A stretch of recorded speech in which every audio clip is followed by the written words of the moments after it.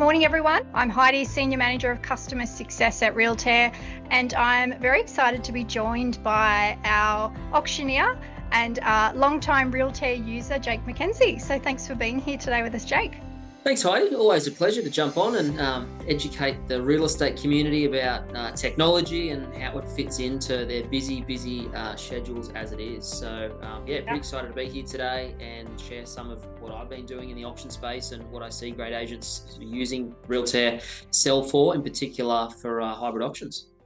We were chatting yesterday. Jake, how long have you been using the Realtair platform for as an auctioneer? I was trying to remember a date, but then I think I just said to you since the beginning, really.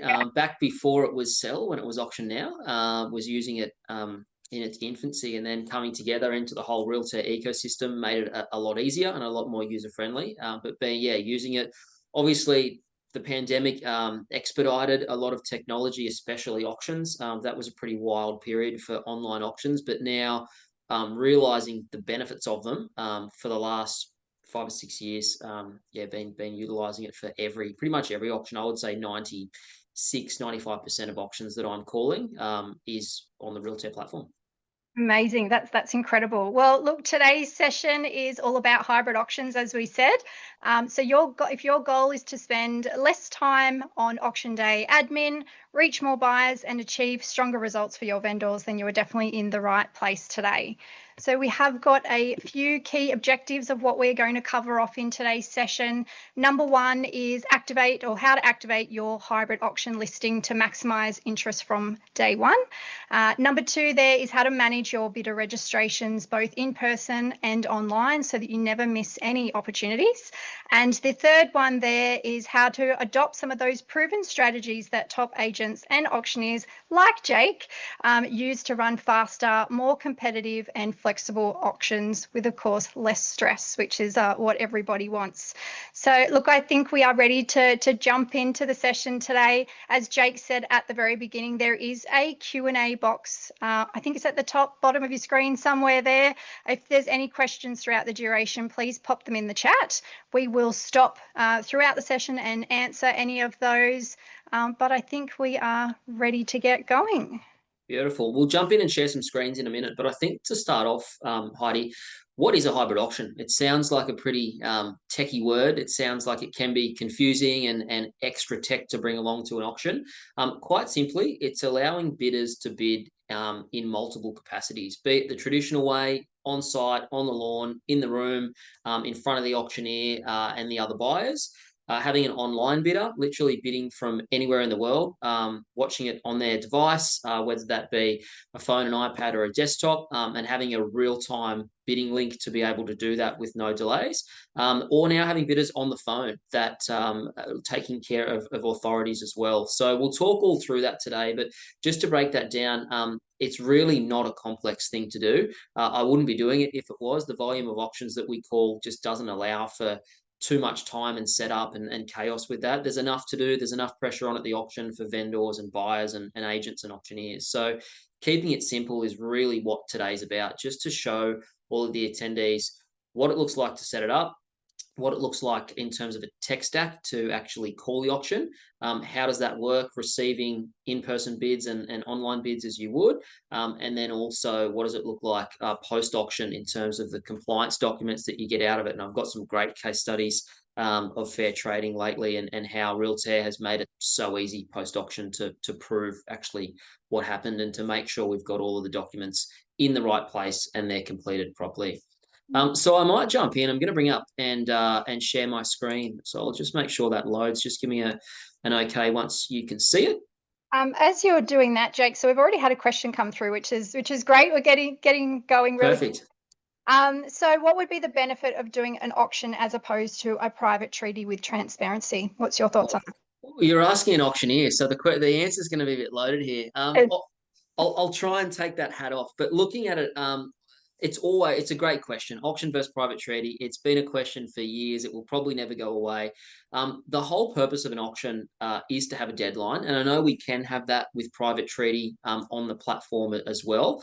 But it's really about the unconditional nature of an auction. So getting a buyer to make a decision, getting a vendor to make a decision, and binding that where they can't get out of it, or it is quite expensive to do so. So it's getting those decisions made under favorable terms for the seller, and also for the buyer as well, so that they know that they've purchased the property. So that's the benefit of it. I know that we'll talk about the other parts of the platform later, and how you can facilitate any type of sale. But today is really about how the hybrid auction, and how you can, if you're calling live auctions at the moment, how you can enhance those to make sure that you're getting all of the bidders there and you're truly getting the best result, and not having any hurdles to block people from not being able to attend that auction. Perfect. Thank you. So this is the platform. We're going to jump straight in. You'll notice that we're in the sell tab over on the right-hand side. You'll have to activate the listing. We've done this already. It only takes a minute or two to be able to do it, but I just want to go through quickly and show you a few of the options where I see agents getting a little bit confused. There's a lot of buttons and there's a lot of levers that you can pull in the back end here of sell, but just making sure that your auction is set up in a way that you want that auction to actually be carried out. So once you activate the listing, the most important thing is to actually activate it as an on-site auction. Even if it is going to have an online component, the basis of the auction is on site, and it's the options up the top here in which we do tailor that auction to allow the buyers to be able to bid in the capacity that we're comfortable with. So a lot of agents will say to me straight up, I don't want online bidders. I want the buyers there. I get that. You do need a crowd. So a lot of agents that I work with say to the buyers, look, turn up. But once they get that objection, oh, we can't, we're going to be in Fiji on a family holiday, or we've got kids sport, then you can allow that online option. And that's just simply through ticking the box of allow bidders to bid online. There's a couple of other options as well. You'll see them here to allow buyers to bid through the phone.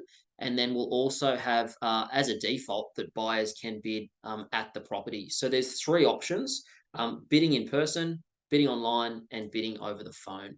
I just saw a question come in, Hides. Maybe if they're relevant, I can just see that the chat box pop up. But if they're there and they fit into the schedule, we can answer them as we go along. Yeah, for sure. So there's one that's just come through. What do you think of running it as an online only? Yeah, look, absolutely. Depends on the property, depends on where the buyers are. The online only option, because the buyers don't see how many bidders are there, there can be an element of competition because they're looking at their phone and their device. They have their bidders number and they don't know how many other buyers are there. So in fact, I've had auctions where there aren't a lot of bidders and the agent's chosen to run those online. One, for convenience, to let the buyers be comfortable in their own home. And there's an element of when they're comfortable, they will pay more for the property, but also to allow them to have that competition, a perceived competition that's there. So it just depends what's right. In terms of actually running the auction, there's not much different. From an auctioneer's perspective, we're just looking at the screen for bids as opposed to looking out in front and having somebody call them out on the iPad. So great question. In terms of the options, we're not going to go through them all, but really the ones that you do want tick is live stream the auction, allow them to bid online, and allow buyers to register themselves. This will allow pre-registrations. Incredibly important, especially if you're in a market where you're getting a lot of regos.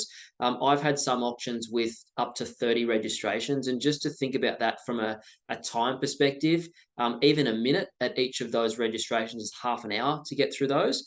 Fortunately, 28 of those 30 were pre-registered. So it was just a matter of confirming their identity with the driver's license, issuing their bidding number and paperwork.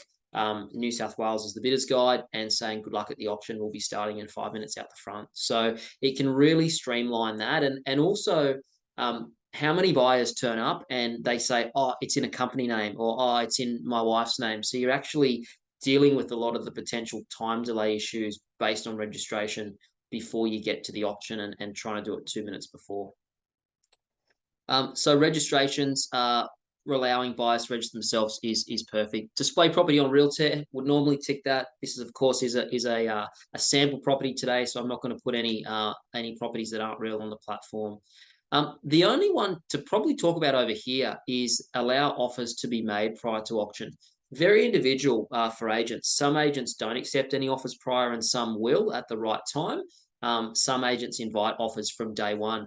By ticking that box, that will allow the make an offer button to be available on the buyer's screen, and we'll show you what that looks like in a moment. And that will allow them to go through and make a customized offer based on the offer form that you've got. So whether you want to toggle that on or off at the right time is completely up to you. But in terms of setup, that's what a great hybrid auction setup looks like. Is there any questions off the back of that, Heidi? So I was just answering one then. Someone asked with the phone, are they actually typing their bids through the phone or speaking through the phone? Which I've just commented back and said it's still over the phone with an agent. Correct. If they're bidding over the phone, yeah, that's right. If they're bidding online and they're using their phone, they'll be keying those in. So a great question.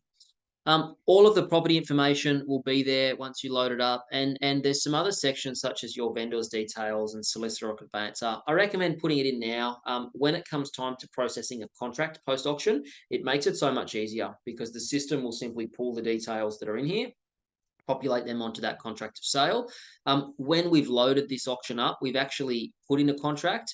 That can be done through Sign with the master contract, or it can be done if you are in a state where you've got PDF uploads by uploading a document in here, and it will pull the one from Sign anyway.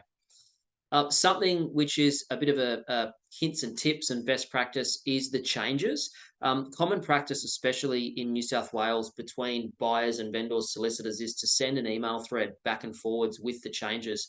That can be quite complicated on auction day because if you've got a physical contract and your changes are in your phone, you've got to bundle them all together. So what most agents are doing now is as those changes come through, saving that email thread as a PDF with the buyer's name. So it might be approved changes, Heidi Campbell, and then uploading them as approved changes in this section.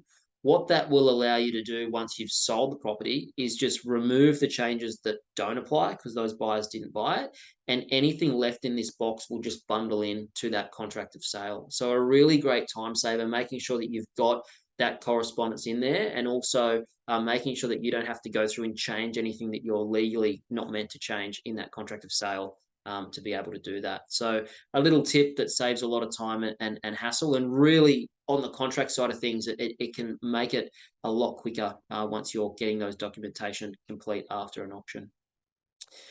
Before we start, there's one more important thing which we need to do, of course, the registrations, but we need to set a reserve price.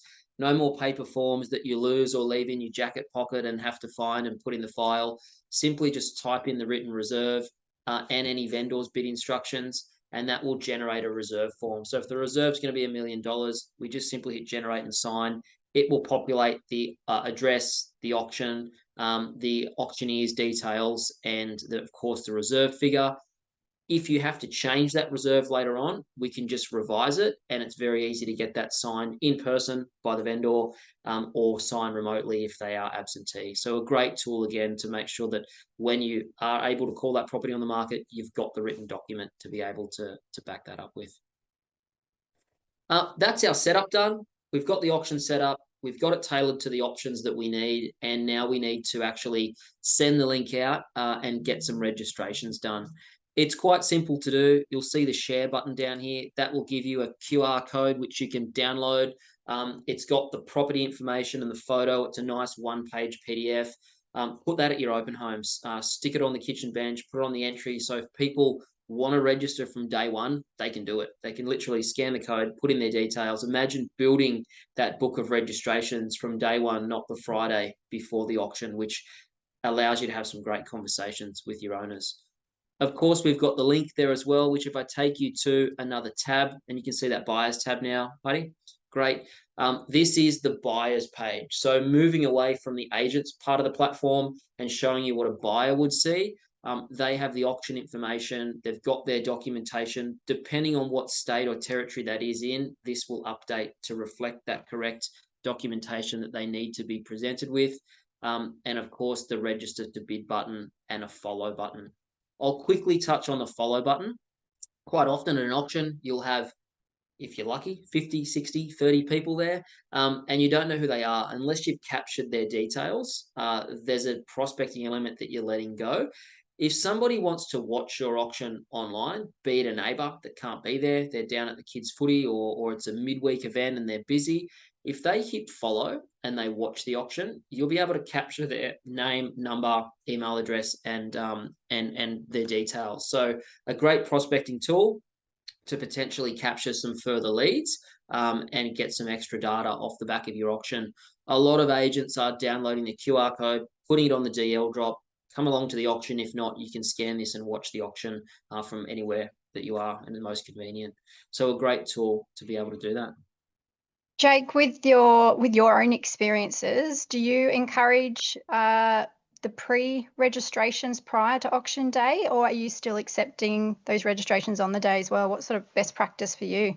Yeah, look, I think definitely encourage pre-registrations. The more you can get done, not only is it easier on auction day, it makes it a better conversation with your vendor to say, hey, we've actually got 5 buyers. They're pre-registered. It shows they're keen on the property.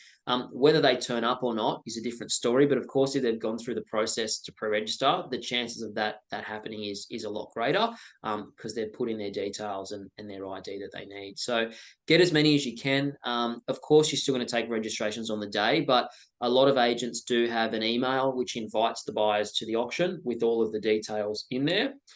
That is actually available under the announcements tab. So just to quickly show you, if you come in and hit create and send email, jump across to invite buyers, and you'll see it there. It will populate the auction link, and it's got all the information that you need in there as well. So I just recommend send this to yourself, then you can forward it on to all the buyers as well. So a great tool to have that nice auction email that you can easily send out. You can tweak it if you want to, but it is there for you. I'll quickly show you a registration. It's quite simple. All the buyers need to do is click register to bid. They'll ask to either join or sign in. If they have it, most buyers have a Google account these days, so they can just simply jump in and hit sign in with Google, and that will be there for you. I'll just use another account that I've got here.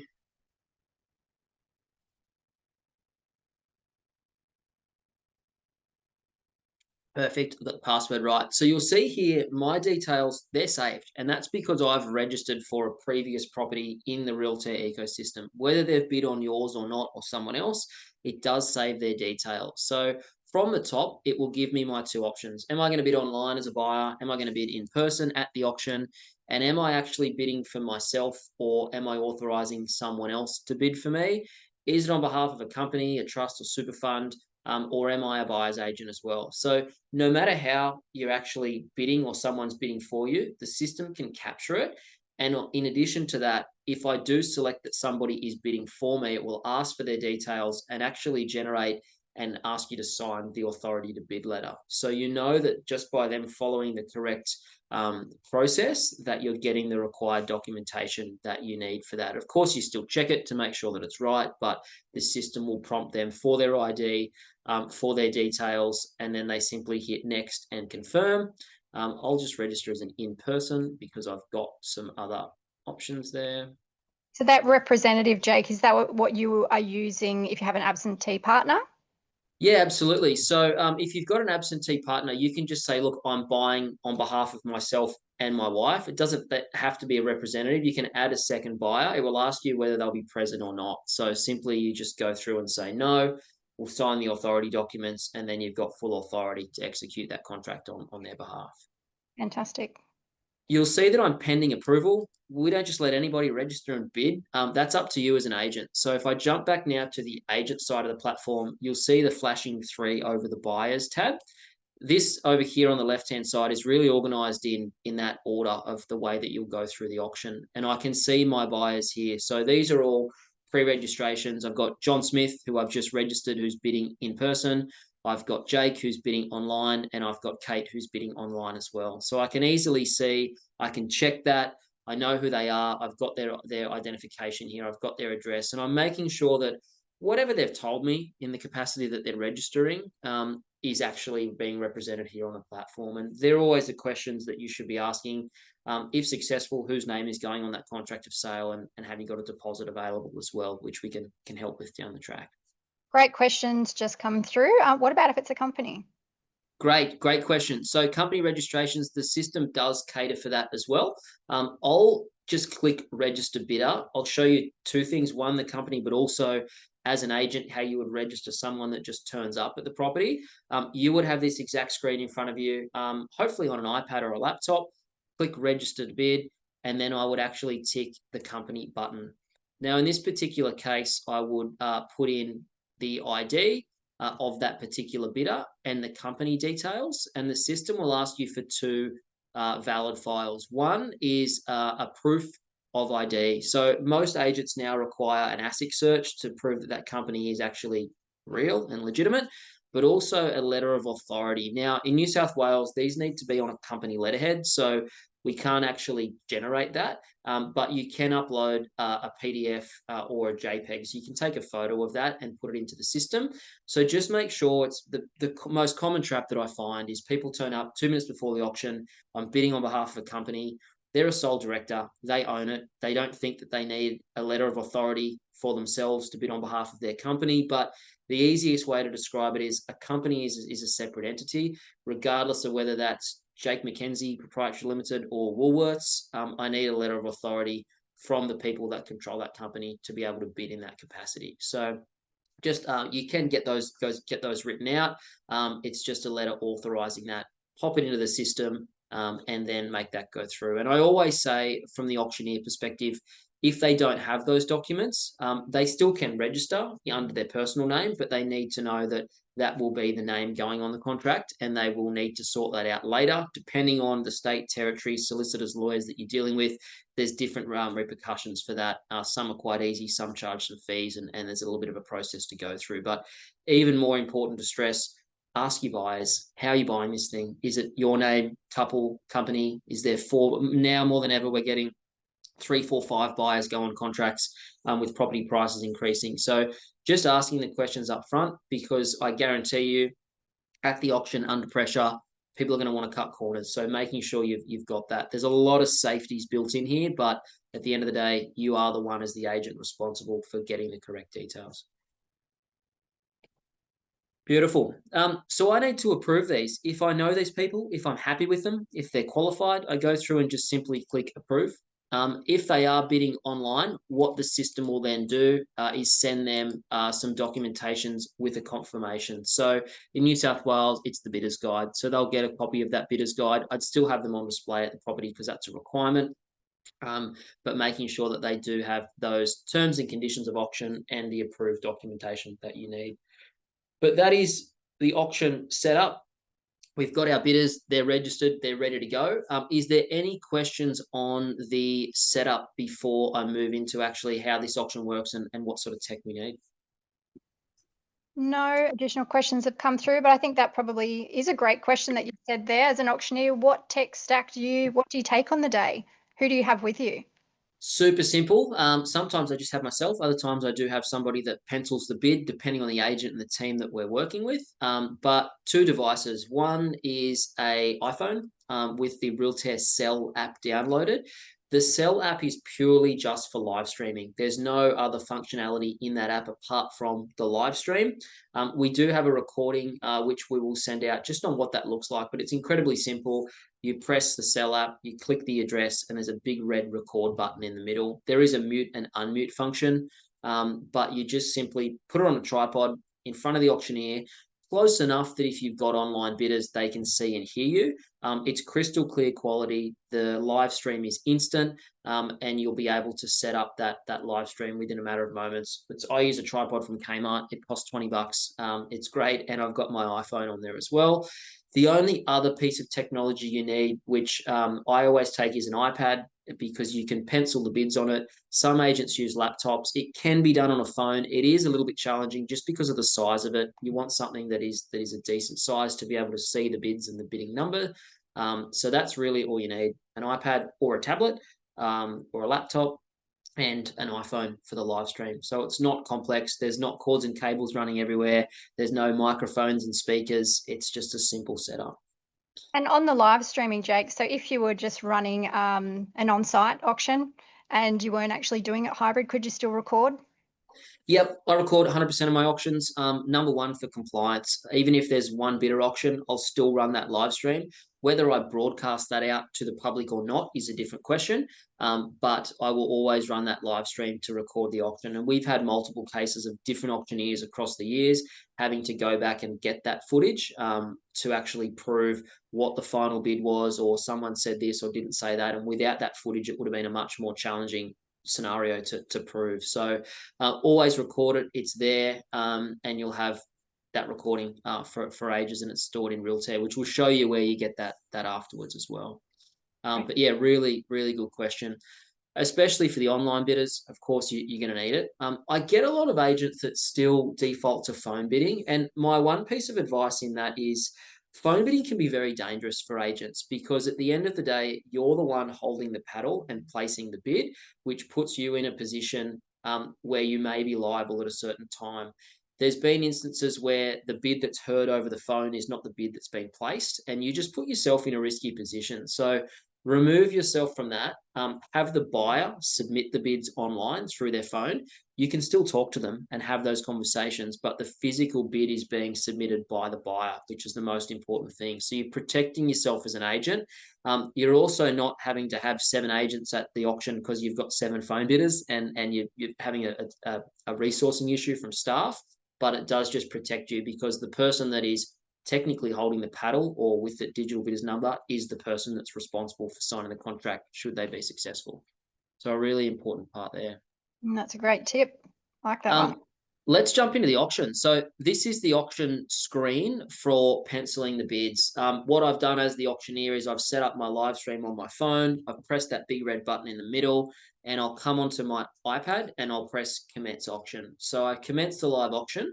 What that does for anybody that is watching or bidding online is it says, hey, the auction is now live, and you can view the live stream. So I'll jump across to the buyer's page. You'll see the big green live auction in process.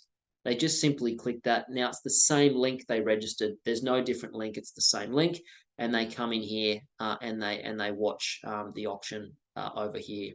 So I don't have my live stream running, but this is where they would see that. They would see the auctioneer. They would be standing there. It is crystal clear. They're ready to go, and they can actually watch and hear that auction in real time. How does it work from the auctioneer perspective, and how do we look at the iPad and look at the bidders on the floor, and what does all that look like? Very simply, your job as the auctioneer is to facilitate the bidding. The person that is holding that iPad is really the voice for all of the online bids. So they will just stand next to me as an auctioneer. Most of my focus is out on the crowd in front, if that's where the majority of the bidders are. And they'll be, if I show my bidders details over here, you'll see that I've got Jake and John and Kate, who's over here as well. So I've got all of my bidders. If they're online, you'll see the little green dot. It means they're watching. So we actually know that they're there, they're online, they're watching. I still get the agents to give them a call, make them comfortable, and even place a test bid of $1 just to make sure that they know how it works. There's nothing worse as an auctioneer when you ask for an opening bid. You always get that pause of silence, and you're thinking, do they know how to bid? Does the system work? So get them to put the test in. You'll see that we've got a dollar bid that's come through here. This is what our online bids look like. And I simply go, yes, I'm happy to take it, or no, I'll reject that, and I knock the bid back. So I now know that it's working. I do that during my terms and conditions. Look at the camera to my online bidders. I just get you to place a $1 bid. It's a great practice for you. It also shows us the system is online and working. We can see the green dot, don't worry, we can't see you there in your pajamas. You're safe on the lounge, whatever it might be. But you know that it is there and ready to go.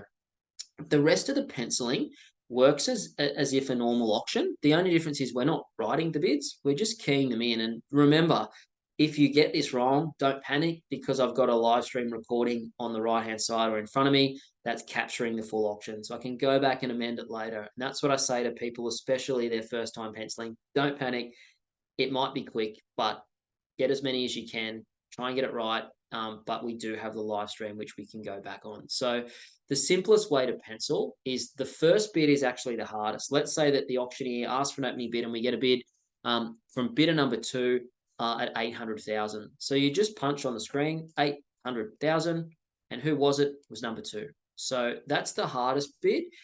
the increments then really come in handy. So if there is another, say, I know these are online, but if there was another on-site bidder and they bid 825, the penciler would just go 25 and select who that is. It's quite simple to do.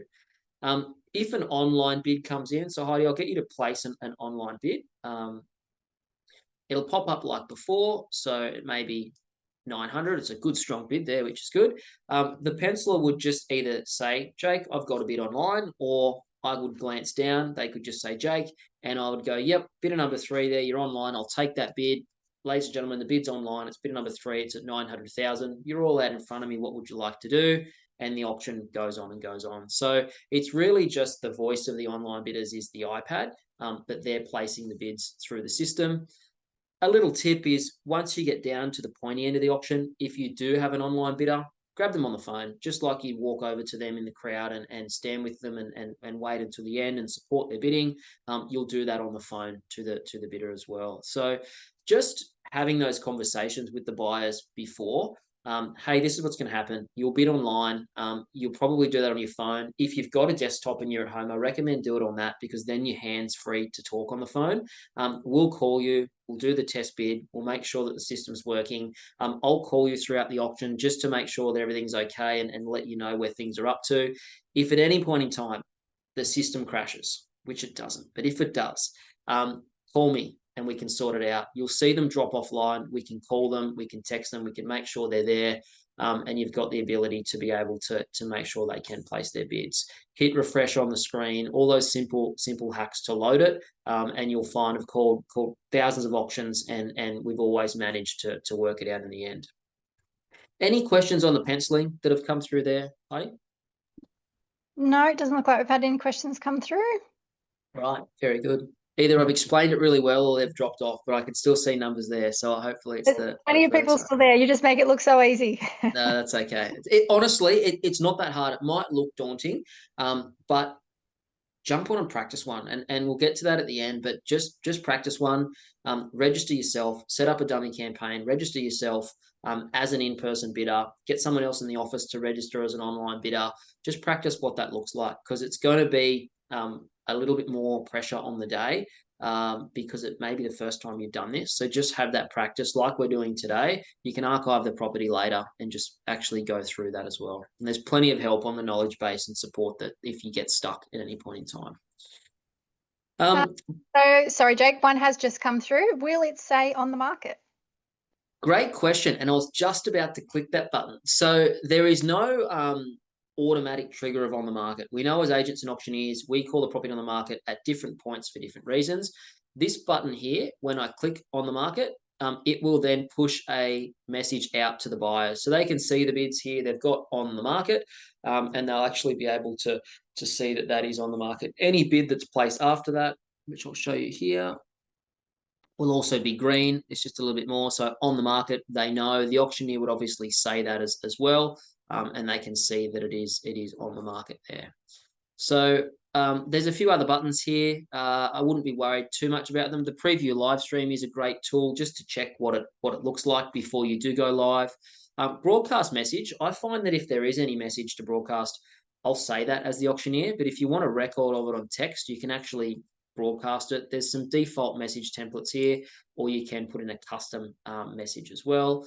Visual presentation is more for the in-room, or if you're calling an auction in the office, the system actually provides a full slideshow with the bids on the screen, which is a great function to save a lot of time in having to generate that slideshow.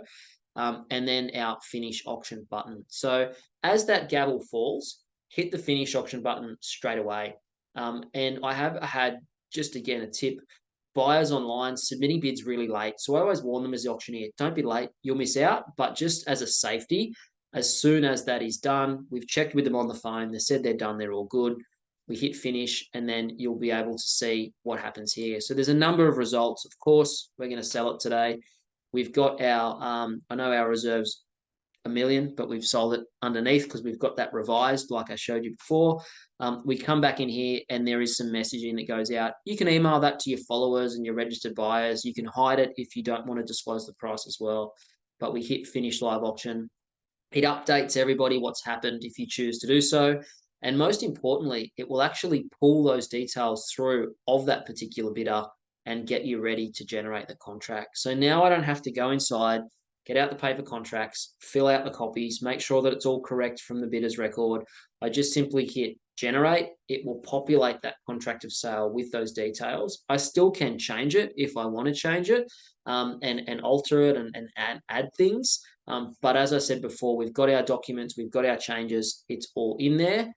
Which is a really great tool to be able to do. And there's been plenty of sign training, I'm sure, that's been done on the contract side of things. But our most important parts of this is executing a contract and also collecting the deposit, which we know as a part of Sell, we have the direct debit function. So we can collect any amount up to $10 million in one transaction via direct debit. So you've got your executed contract, you've got your direct debit deposit heading into the bank account, and we've successfully completed that auction with all of the correct paperwork.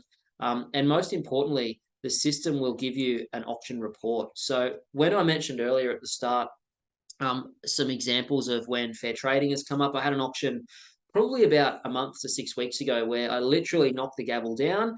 The badge got flashed and they said, fair trading, we need to see all the documentation, the agency agreement or Form 6, the bidder's record, the bidder's register, all of the authority documents. I simply pulled out the platform. I had this report here, which had all of our bidders register. It had the bidding sheet of where all the bids were. It had the reserve. It had all the information in there. That coupled with the buyer's register here and the authority documents, within 5 minutes, it was a tick. Thanks so much. And they were on their way. So it's opposed to scrambling and looking through files and trying to get things.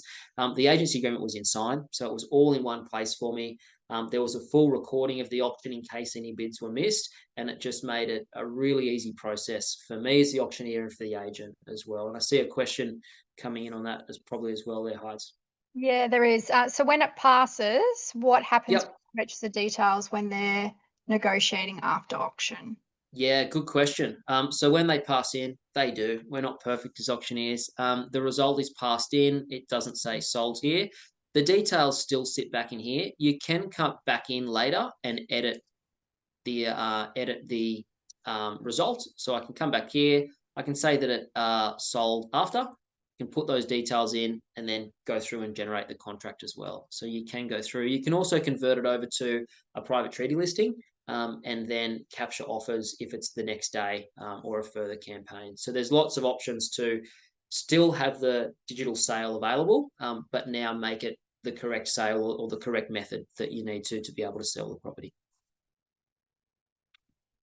Beautiful. That takes us through to the end of the process. Happy to throw it open to questions on any part of the process, best practice, hints and tips for setup. If there's anything that you need to ask, feel free to pop it into the Q&A. We've got a little bit of time now for some questions, but that will hopefully give you an idea to say, hey, this is not too hard. I can do this, practice them, set one up, and have a go at your next auction. At the very least, record it if there is no online bidders and start that process within the office. I guarantee you for the extra little bit of time in the setup, having the record keeping and the process within the office to allow people to watch, put the letterbox drops out there, get that extra data. You'll see the people inside of the results here that watched it. Once they did watch it, you'll see it there, and you've got a list which you can prospect to as well.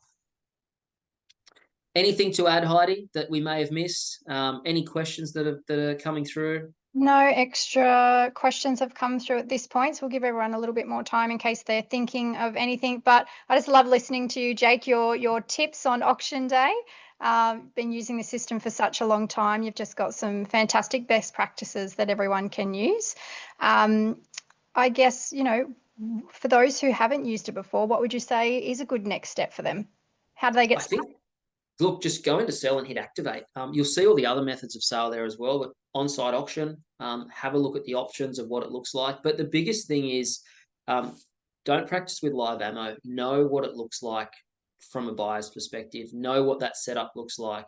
If you've got Wi-Fi at the property, connect to that because it's going to be better than reception. It can work on very little reception as well. There's some built-in safeties in the background, so don't stress too much about that. But just practice it, go through it, because I guarantee on that first auction, it won't go smoothly. Things will happen. You'll get the company registration. You'll get someone that's trying to register on behalf of their auntie that lives overseas. So just make sure you know what to do.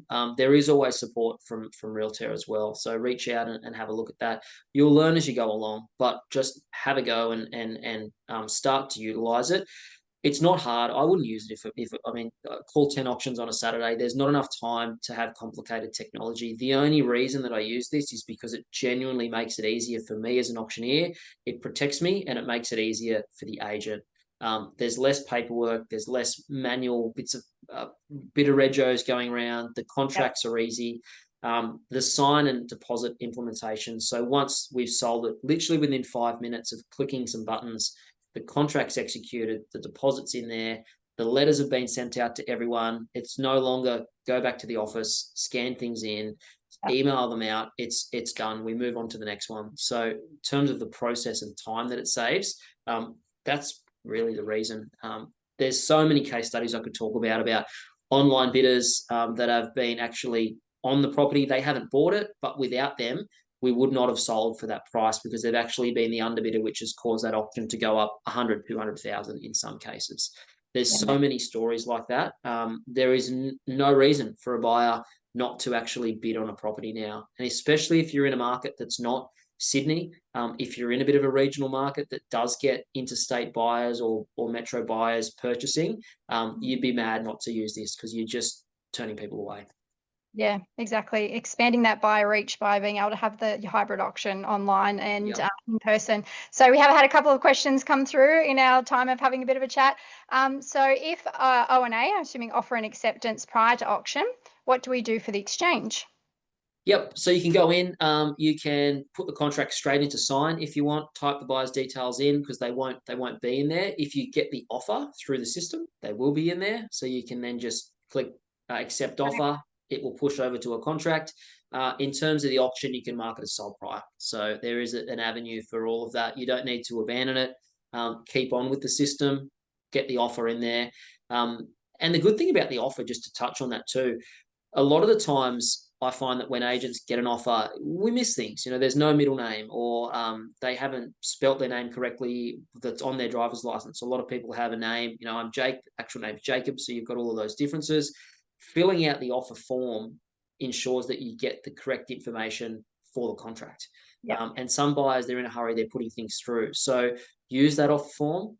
There's no time on you as an agent. It's, hey, everything we've just spoken about, that's great. I just need you to scan the QR code, put it in the link, put it through into the offer form. Once I've got that, I'll present it to the vendor. We'll get you to sign the contract. So the time on you, you can go about your day. That offer gets submitted. It's simple to do. It really is. There is a manual offer create if you need to, if you get an elderly person that can't do it. But there's really no reason not to continue on with that process. Yeah, fantastic. And one more question and then we'll let you go. So if buyers have registered and they're on site, the person taking the bids, they will have to type the bid and assign it to the person who registered online. Does that make sense? I've got the question here. Just let me read it one more time. If buyer's registered and they're on site, the person taking the bids will have to type the bid and assign the person registered online. If I understand correctly, sometimes people do register online, but they turn up. You can just change that over to an on-site buyer. You can leave it as an online buyer as well and assign the bid. We have had people bidding through their phone, standing in the crowd or sitting in the car over the road too. So there is an element of as long as that bid is either getting put through by the person on the system or they're putting their hand up, it can make that easy as well. So hopefully that answers that question, but you can change it or you can put it in. So yeah. Yeah, fantastic. Makes it handy if it's raining, doesn't it? Just go sit in your car and watch from the car and still put Absolutely. your bid in. Love that. I've had that last weekend actually at auctions. Oh, did you? There you go. Well, I think that's it for the questions. Jake, thank you so much for coming on and joining us today. Love hearing how you're getting the most out of the Realtair platform on a daily basis, being an auctioneer and agent as well. Guys, next steps, as Jake said, please practice. Go in, do a simulation with your office, experience what it's like being the buyer, experience what it's like being the agent, so you are comfortable when it actually comes to auction day. We will leave it there. Thank you so much. Very welcome. Always lovely to help out. All right. Thank you, everyone. Thanks, Jake, and we'll see you again soon.